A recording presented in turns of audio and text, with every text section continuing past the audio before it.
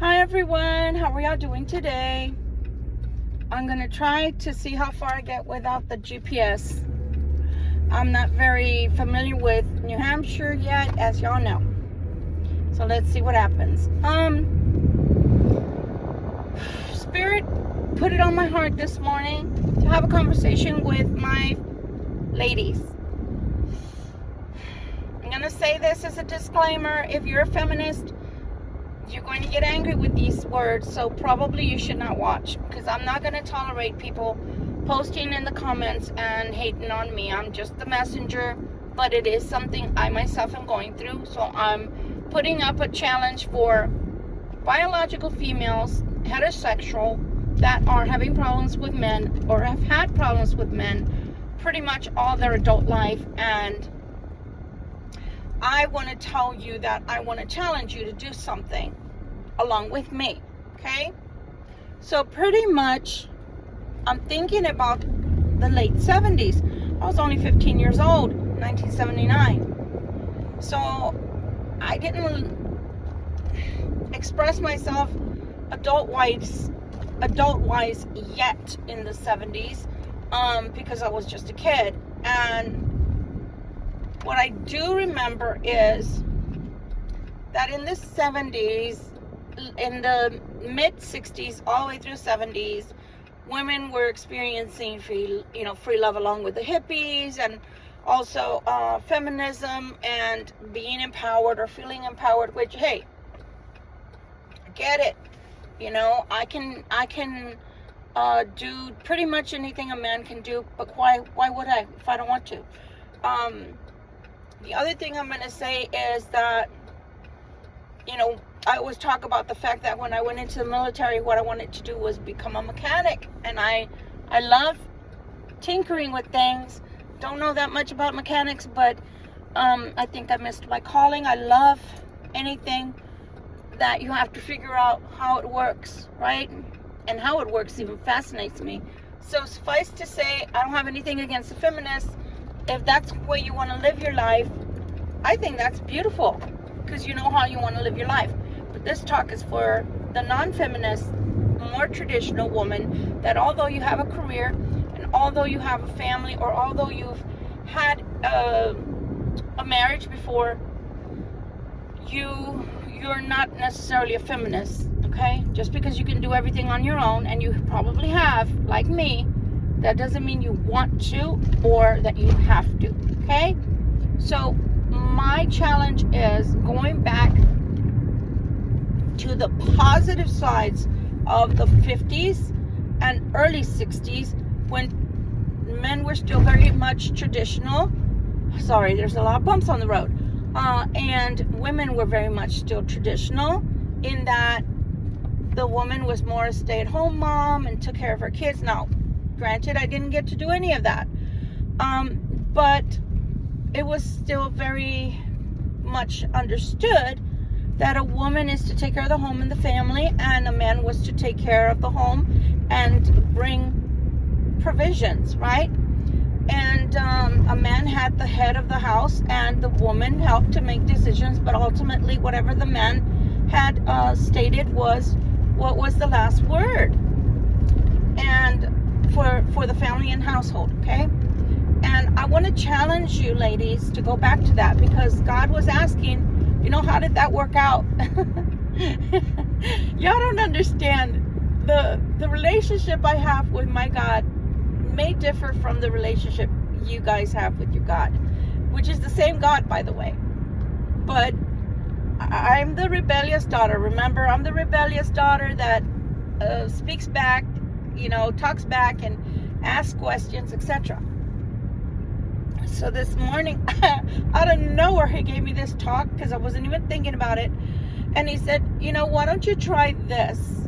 Think back on those times that I just mentioned right now.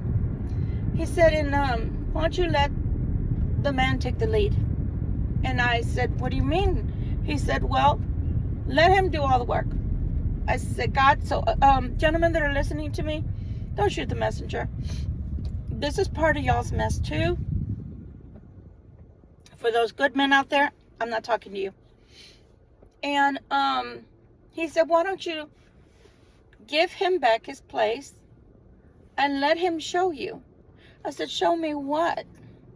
He said, let him show you that he's gonna mess everything all up, or that he's gonna come right and he's going to bring even more happiness to your life than you already have. And I said, okay, Lord, what do you mean let him mess everything up? He said, well, instead of taking all of the work from his hands and doing it all, which is what we've been doing, sisters, and I hope you don't mind me calling you sisters, but that's what we've been doing. When we see them falling, when we see them faltering, when we see them tripping over their own damn tongues, meaning they say one thing and do another, what do? We jump into action. We spring into action and we're Captain Save-A-Ho. And we start directing how that energy should be working. Why? Because we see how it should go. But the point is, then you stay with that man and he keeps continuing to show you the same type of energy and same kind of actions, and you keep saving him, and then you're wondering why he's never doing the right thing. It's because you don't give him either the opportunity to do the right thing, or you take away the responsibility of doing the right thing, so therefore it's all on you, and you can't really complain then, can you? So speaking from personal experience, I've often been way too take charge type of person, to where if I don't see that it's going the right way, I try to direct the energy and I try to talk common sense to the person, etc. But when that doesn't work, then you should allow that person to continue on their way, but see yourself out of that relationship.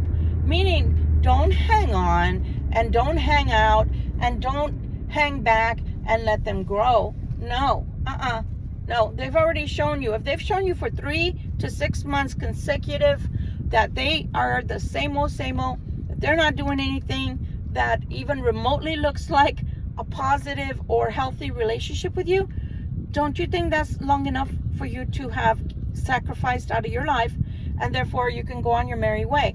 Another man comes into your life, again, same process. Let him show you. Let him show you what he's made of.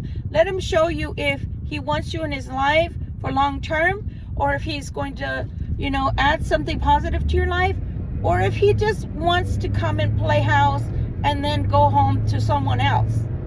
Or better yet, not even to someone else, to a lot of someone else's. Okay?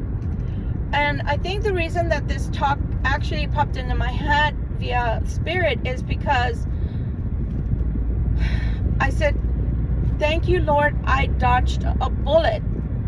And he said, yeah, you did, because if he's playing house while he's living with her, trying to play house with you and everyone else, what do you think he's going to do to you? And that's when I went, woo, my eyes open, woo, good morning, America. I don't even need coffee at that juncture, but I think I'll drink some anyway. But that's right. And I thought, oh my gosh, let her have the hot mess. I don't know what I'm doing. I'm changing lanes for nothing. Let her have the hot mess that is him, and you wait for someone else. And there's someone else that I keep telling you guys that I see coming for the Libra Collective is on its way. But when that person comes, hang back and let them show you. Let them pursue you. Let them do the work, because that's what a man does that's interested in a female. A female should not have to chase. A lady should never have to chase. A lady shouldn't have to be a fixer. As I said before, I love mechanics. I like the way things work, etc. The way things come together, it fascinates me. But do I look like, Captain Save-A-Ho and fixer-upper lady? I don't own a company that says that I'm a handy person. So because of that, Spirit said, okay, so you're telling me that you understand your part of this. And I said, yes, Lord, I do understand the part I played in this. I took care of him. I took care of his sentiments. I took care of trying to help him to have common sense, or to see the pain he was causing me. And he said, okay, so now you see you don't have to do any of that, right? And I said, yes, I do see that. I do understand that I don't have to do that because that shouldn't even enter in. In other words, I shouldn't even have to be watching out for somebody hurting or harming me because that shouldn't even be happening. The moment somebody starts treating me some kind of way that isn't natural or healthy, then I should be saying, okay, well, it was really nice knowing you, next. And I know the men that are watching me are probably like, oh my God, she's a bitch. No, it's called wisdom. And I advise you men to do the same. If you are watching me and you yourself go through this with women, then take a page out of my book this morning and save yourself some time and effort. I've told you guys, I've told you gentlemen, that you need to find a balance if you're a smart guy. Okay, I'm not talking to the foofy guys that they themselves are what we call metropolitan males, meaning that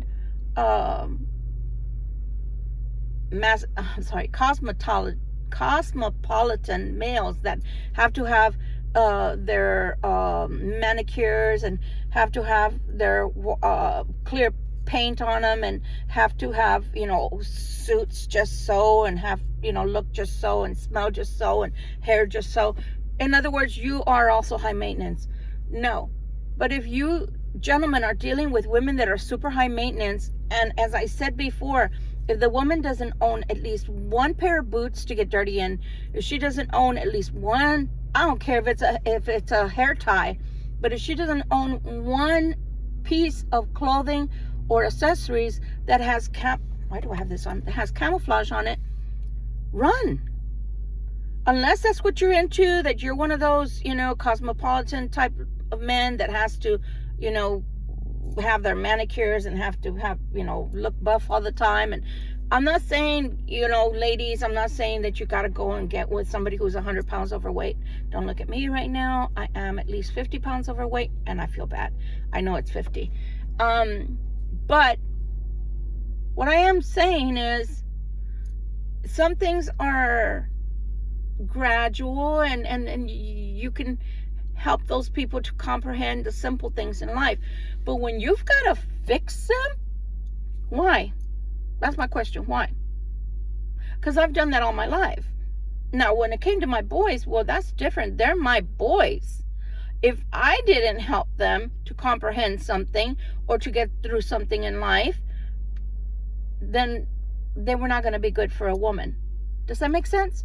But for a woman to have to constantly be fixing a man, constantly be telling the man what they should and shouldn't be doing because either one, they don't understand what they should and shouldn't be doing. What is their part in the relationship? Or two, they've never been taught. And they've never been taught. Sometimes you can, and I'm going to say gently train, meaning even for the woman, if the woman has never learned how to clean a house, never learned how to cook, never learned how to iron, never learned how to be a lady, and you're maybe somebody who has had that refinement, and you, my males, are someone who has had sit-down dinners, and maybe she's never eaten anywhere except McDonald's, then okay, teach her in those ways. But you gently teach them. But the big things in life, how to treat each other, come on now. I mean, if I can't learn anything at this age, then I'm a lost cause. And if at your age, if you're over 40 and you still don't know how to treat each other in a positive, healthy way, you might be a lost cause. I'm not a psychologist, not a psychiatrist, not an MD, but I have common sense. So again, I think you should try this method. Allow the gentleman to pursue you. If you want him, not just because he pursues you. If you like him, if you feel like you're attracted to him, allow him to pursue you. If he doesn't pursue you, well then let it die and move on. That's why I said next. But if they show you they're pursuing you and you're like, okay, well, I'm kind of interested, but then they start showing you all these negative traits about them, like maybe they drink or they have an addiction of some sort, or they have drama because they literally are married to someone else already, then if you're a traditional woman, you're not gonna put up with that. when I've tried several times. I tried several times in the past putting my foot down about that, because that's not what my mom didn't raise me to be a whore. My dad, me spending the first 10 years of my life in church, do you think he taught me how to be a whore? No. So don't allow people to put you into precarious circumstances because that's what they want from you. Just because they look a certain way or act a certain way to charm you, you don't have to buy into that. You don't have to allow that. You can put your foot down and have boundaries, and that's what I'm saying. Have your boundaries, but also from the get-go, if they play the I don't have a phone, and you know they do, and one time I got told, I think it was like 3 months, 6 months later, oh, well, I haven't heard from you in a long time. Yeah, I decided not to answer my phone, to be off of my phone for while I'm detoxing. Well, first you should tell people you're detoxing and then detox from the phone, right? Because that way you have honor, you have common sense, you have honor, you have respect, mutual respect. But when you do that, that just tells the person, I don't feel like talking to you. And when I do, I will notify you. So don't put up with silly shenanigans of those types, because that only tells them that they can continue to treat you not only as an option, but as a toy. I hope this helps someone. And again, feminists, you know, you have a right to live your life how you feel. But in my opinion, for my own personal self, and I'm talking to the more traditionally inclined women, I would prefer to be able to do all that I need to do and know how to do, but not have to.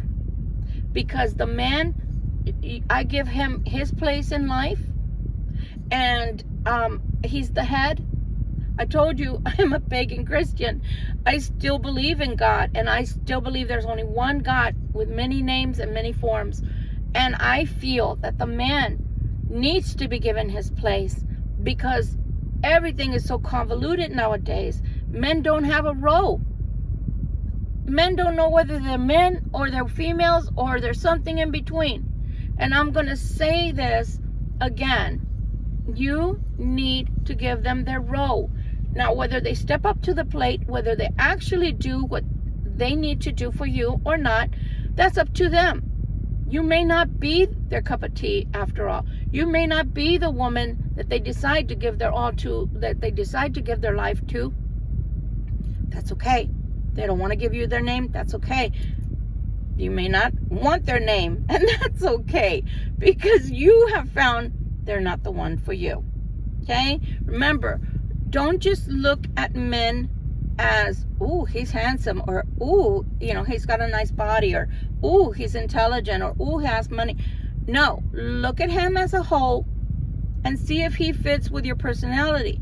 See if he fits with your character traits. See if he fits with what's the most important thing to you. Is it religion? Is it morals? Is it a belief system? Is it politics? Because when it all boils down, all of those things have to somewhat match. Now, I saw on the news the other day that were being interviewed. One was, and I'm just mentioning it for this sake. One was a Republican and the other one was a Democrat, and they lived together and they didn't fight about it. It's very rare, but that's a good thing. So if you can take the little things and not make them matter, that's cool. But if you can't, you must match on certain principles in your life in order to have a happy life.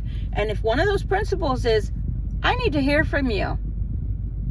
And I don't mean every 3 months, because that's just not even a relationship. That's more like an acquaintanceship. Then you got problems, and you know that that's not the man for you. Okay?